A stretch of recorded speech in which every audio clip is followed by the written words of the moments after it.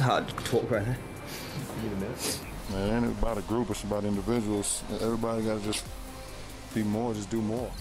Agar baginda diberi kemenangan tanpa bertanding.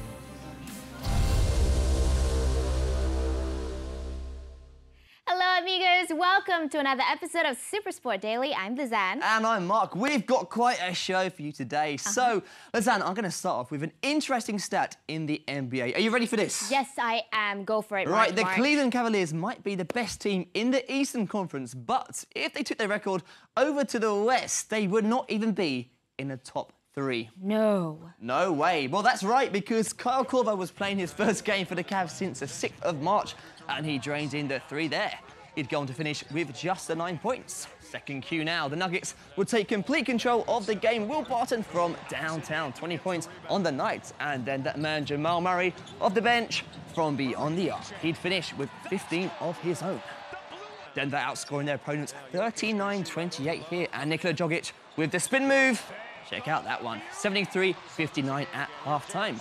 And at this point, everyone's wondering, where is LeBron James? Well, there he is doing some, LeBron-like things. Unfortunately, he'd finished with just 18 points.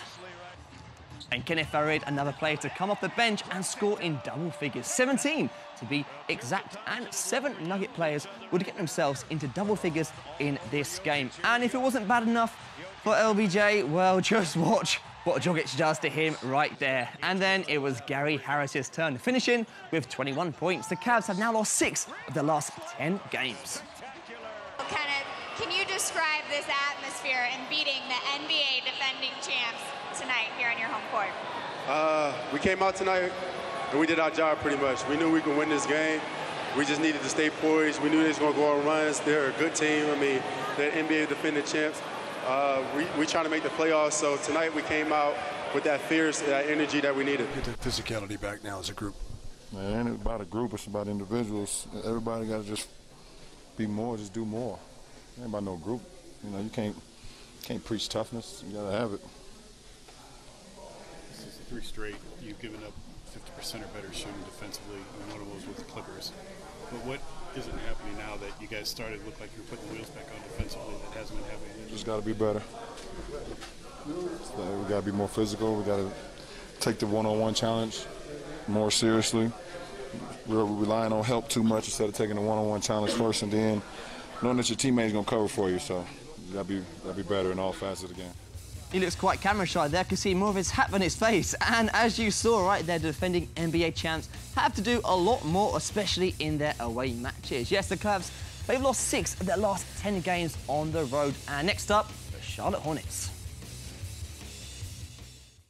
2015 PGA champion Jason Day has pulled out from this year's WGC Matchplay Championship because his mother will be going into surgery this week. She has been diagnosed with lung cancer.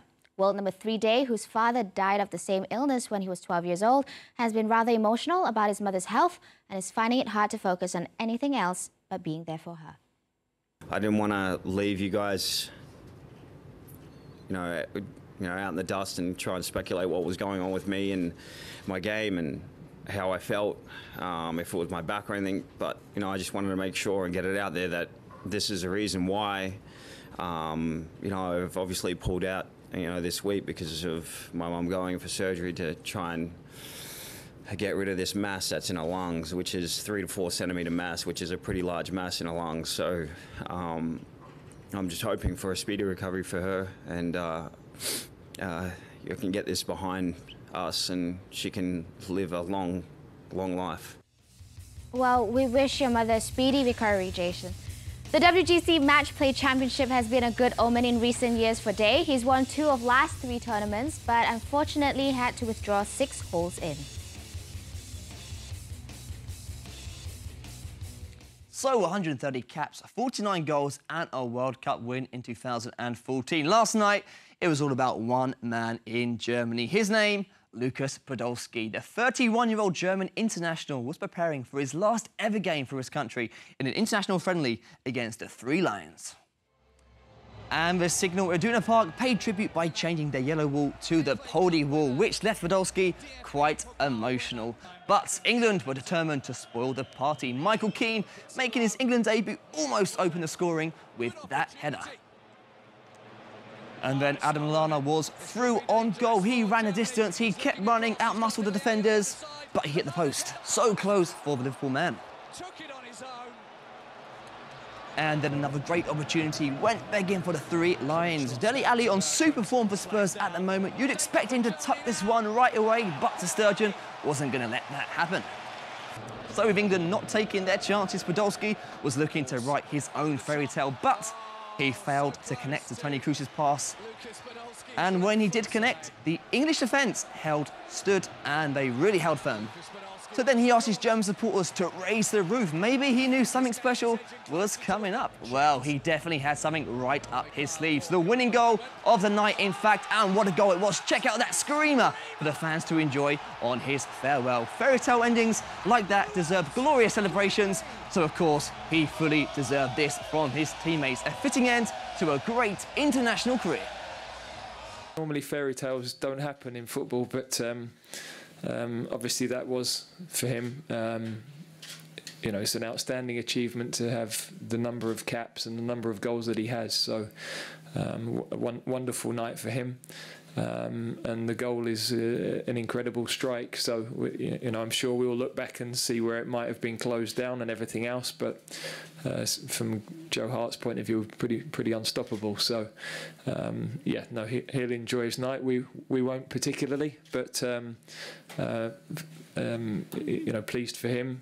And we've got enough positives to take from the game moving forward. So that for us, the purpose was served. Podolski's joy was a bitter pill to swallow for Gareth Southgate. He was undefeated in his first 4 games as interim manager. Prior to this, Southgate will be hoping his fortunes improve when England host Lithuania in the World Cup qualifying campaign on Sunday. So, Mark, let's do a little recap on the day so far. We've seen an upset in Denver. Jason Day not having the best of days and having to withdraw from the WGC. Podolski having a fairy tale ending to his international career. So, what's next? Of course, we've got more hoops action coming your way. You have to stay tuned, though, to see it. Watch how these men help their team on the court after the break. Don't go anywhere.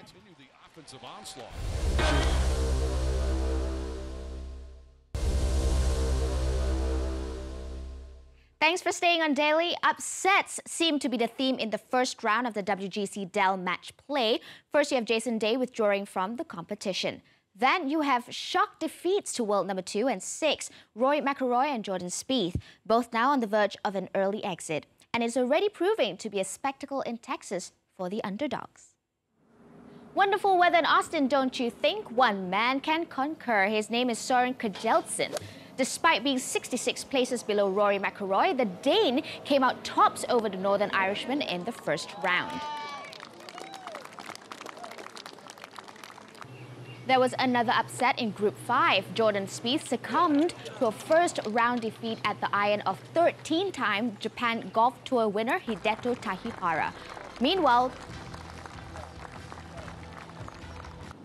world number 1 Dustin Johnson had a good day at the office. A birdie at the 7th hole here meant he beat compatriot Webb Simpson 5 and 3. Also eager to impress was veteran Phil Mickelson. The second shot at the 15th here saw him get the upper hand over Korean Kim Si-woo. So we're going to move on to even more upsets. The Atlanta Hawks were looking to keep the trend going when they visited the Washington Wizards. Now, the Hawks hadn't won in 4 and were looking to get a little bit of breathing space between them and the 6th place Milwaukee Bucks. But the Wizards were on a 2-game skid, and very early on, that streak looked like it might continue. Ilyasova finds Tim Hardaway Jr., who finishes with the jam. And then from downtown, 29 points for him as the Hawks go up by 9. Third Q now, where Washington needed their Wizards to get them out of a jam. Wolf finds Otto Porter Jr., who closes the deficit from downtown. Now, an interesting stat regarding the Wizards this season. They've only won 2 of the 7 games in which John Wall and Bradley Beal scored less than 20 points in each. But not tonight, though. Wall finding Beal for the alley-oop. 28 points, 9 boards for Bradley Beal. And then John Wall on the breakaway with the emphatic finish. Mike Budenholzer looking completely lost as the Wizards were just all over the Hawks. Atlanta did pull in 3 points near the end, but John Wall sealed the deal. Good news for Celtic fans, the little guy. Boston hosted Indiana in what was potentially a preview of the opening round of the playoffs, something Brad Stevens was fully aware of. When you think about C.J. Miles, Paul George, you know, even Jeff Teague at the one, and then with Thaddeus Young and Miles Turner, not only long, but they're agile. They can guard a bunch of different people.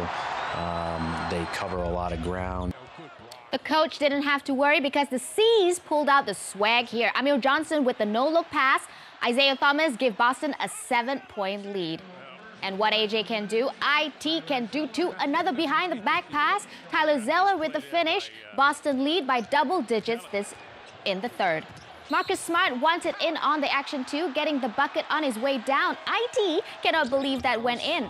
The Pacers committed 13 turnovers in this game. One of them led to this, 25 points for Mr. Fourth Quarter.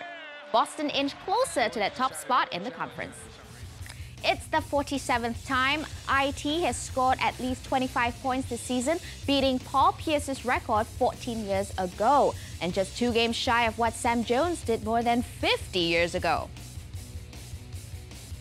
So Indiana's loss meant Milwaukee would catch up in the East for that much-wanted playoff spots, and Giannis made sure of it against Sacramento, slamming the Bucks in front by 3 points here. And then it was all about committing daylight robbery for this layup. 22 points in this half alone for the Greek Freak. And the Bucks lead by 18. By the final cue, Giannis would add 10 more to his total. And in transition here, just before the layup. That's his 26th double-double this season. As Milwaukee take the win by 16, their 4th in 5 road games. Now, it was also the 16th time Giannis has scored 30 points in a game this season. The last time anyone scored at least that much for the Bucks was 11 years ago. And before that, you'd have to travel back 16 years when Michael Redd did it in just 18 games. The 1997 Jazz team were honored at the game against the Knicks. But when the game got underway, the Knicks' 3 main men starred. Kristaps Porzingis led New York with 24 points on the night. Next up, Carmelo Anthony played his part, helping the cause with 16 points. The final piece of the trio was Derrick Rose, who chipped in with 17 points, and the trio helped the Knicks lead by 4 at the half. Utah was looking for someone to turn up, so Rudy Gobert obliged, cleaning it up after George Hill missed. Realizing the threat, the Knicks put 2 men on him, but it wasn't enough. The Frenchman ended the night on a career-high 35 points as his Jazz snapped their 3 games losing streak. What got you going tonight, Rudy? You know, just try to be aggressive. My teammates, you know, give me the ball in great positions, and you know, just try to finish and be aggressive. Well, the guys were saying no one can box you out. What do you think about that? You know, like I said, I'm just playing basketball. You know, I think they did a pretty good job. I didn't get that many rebounds, but I just try to, you know, be aggressive. Switching over to the West, where 6th place OKC won themselves some breathing space from 7th place Memphis, all thanks to Mr. Triple-Double. And after that, we go straight to the 3rd cue. That's when Russell Westbrook got himself triple-double, number 35, as the Thunder pull away from Philadelphia. First a Sweet J, and then it was time to dish some dimes, finding Andre Robertson, thanks to the turnover by the Sixers. And that pass was so good, of course, we're going to show you one more time. Wow. And then he gets the rock to Victor Oladipo, off the miss and rebound, finding his teammate in the corner for the splash. Into the corner, Oladipo for 3. And later on, another miss, another rebound by Philly. Russ hooks up Taj Gibson at the other end. Check out this throw. What a throw that was. That's 18 points, 14 helpers, 11 boards, a perfect game. Tonight you get another triple-double, perfect from the field, perfect from the free throw line. The first player ever to do that. Thoughts on that? That's pretty interesting. Made some easy shots. You know, Jeremy made me look good, but just happy and able to play my team, and they make my job easy. And I try to take my time tonight and be focused on every single shot and every play. There's been a lot of talk about rest lately. Tonight, you got to rest in the 4th quarter. Are you okay with that in that scenario? I'm definitely okay with that every night. Come on, Ross, don't act like you don't know what happened. Well, he beat out Steve Nash in hitting the highest percentage of field goals in the regular season and going perfect from the line, and also finishing with a triple-double. Wow, the feat was set more than a decade ago when Nash was part of the Suns. Before him, the Cavs' Brad Daugherty did it back in 1992. At the United Center, the Chicago Bulls honored their former general manager, Jerry Krause, who passed away 2 days ago. Krause oversaw 6 NBA championships during his tenure and looked to quickly inspire the current crop when they hosted Detroit. The visitors were eager to spoil the mood, though. Stanley Johnson guilty for the 3 over there. That's good. That's another 3. So they get a 3. With Dwayne Wade still out for the Bulls, Nikola Mirotic impressed the home crowd with a dagger from downtown. Even his teammates knew it. The Montenegrin showed no signs of stopping, bringing that fiery form to the third quarter. The 26-year-old ended the night with a game-high 28 points, enough to see off the Pistons by 22. That's a heat check there. Automatically pushing the Bulls ahead of the Pistons, taking them closer to the playoff spot with 10 games remaining. Having missed out last year, Chicago is eager to avoid missing the playoffs consecutively since 1999. If it's any comfort, the Bulls are set to play the worst team in the conference, the Brooklyn Nets, twice in their remaining 10. And on that note, we've come to the end of our hoops coverage here on Daily. Don't worry, we have more coming up for you. Memphis Grizzlies hosting the San Antonio Spurs will be live on your screens tomorrow at 8:30 in the AM. And just in case you can't wake up for that, Reem and Amanda will have all the details on tomorrow's edition of Daily. Mark, I'm feeling a little samba beat coming up. Come on, shake your body, baby, do the Oh no, conga. let's cut to a break, quick, we'll be back soon. We don't want to see yes, this. I did Phew, the song. There's a relief. There's some summer flavour coming your way after the break as we count down to the World Cup qualifiers tomorrow morning. That's coming up next. Don't worry, no more dancing for Lez Ann. In 2005, after Champions League final, I went back to my home city. I haven't been there for many, many years. And I met in the streets, some of the guys that bullied me when I was young. And I was thinking, here I am, I can be an idiot, or I can just be smiling and happy. And I was so confident in who I was and what I've done that I wasn't cocky, but one of them worked at McDonald's. And there's nothing wrong working at the McDonald's, but I just won the Champions League. So what I did when I knew he was working there, I went to McDonald's and ordered a Happy Meal by him. I didn't say anything. I just walked up to the counter, said, "1 Big Mac, please." And I recognized him, and I know he recognized me. I didn't say anything. I just was happy, smiley, but I knew in my head I was thinking, "In your face," and I walked out. A happy man. Happy me for happy man, and I do think those who bullied me were happy for me at the end and proud because, I worked so hard to get there. But it was very good for me to come home and get the look in their faces.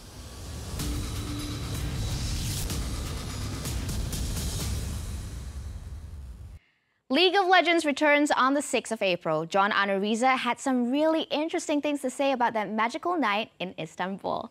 All right, moving on. No club football this weekend as all eyes turn towards qualification for the 2018 World Cup. Argentina haven't been at their best in recent matches, but their coach, Edgardo Bauza, remains upbeat about their chances against Chile. A ver, ojalá que podamos tener un partido defensivamente como lo hicimos con Colombia, que fue un partido difícil y el equipo defensivamente solucionó los problemas.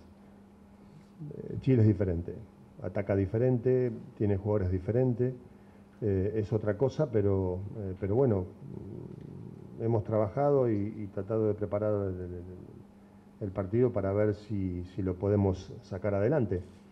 Vuelvo a repetir que confío mucho en mis jugadores y confío en que hagamos un buen partido. Más allá de las dificultades que podemos encontrar, creo que lo podemos sacar adelante. And now looking back at the last 10 games between the sides, you can see why Bauza is in confident mood. Argentina have won 5, scoring 12 goals in the process, while current Copa America champions Chile have only won this fixture once in their history. Colombia are just a place and point behind Argentina. Here's their coach, Jose Peckerman, ahead of their match against Bolivia. Y siempre los partidos tienen situaciones que aparecen y que tiran abajo cualquier pronóstico. Entonces no hay que correr riesgos en ese sentido. Por eso hablo mucho del respeto, del orden, del preparar un partido con seriedad, de saber que tenemos que achicar el margen de error y de ser muy claros para jugar. Creo que en esas situaciones necesitamos a los jugadores que piensen el partido, que tengan precisión, una buena ejecución. So here's how things currently stand in the South American qualifying table. Colombia, without a win in their last 3 matches, know that a big win against Bolivia could see them climb into 4th place, depending on results elsewhere. Leaders Brazil travel to 2nd place Uruguay. Both sides will be without key players as Luis Suarez misses the match through suspension, while Gabriel Jesus has been ruled out till the end of the season with a fractured metatarsal. His teammate Renato Augusto is fully fit though, and here he is speaking ahead of the tie. Dois jogadores que vivem em grande fase, grande momento. É um jogador que já estava acostumado com o nosso jeito de jogar e a gente já estava acostumado com ele também. Mas da mesma forma que muitos jogadores também não jogaram, como o Casemiro, o Marcelo, e a gente continua mantendo um padrão de atuação.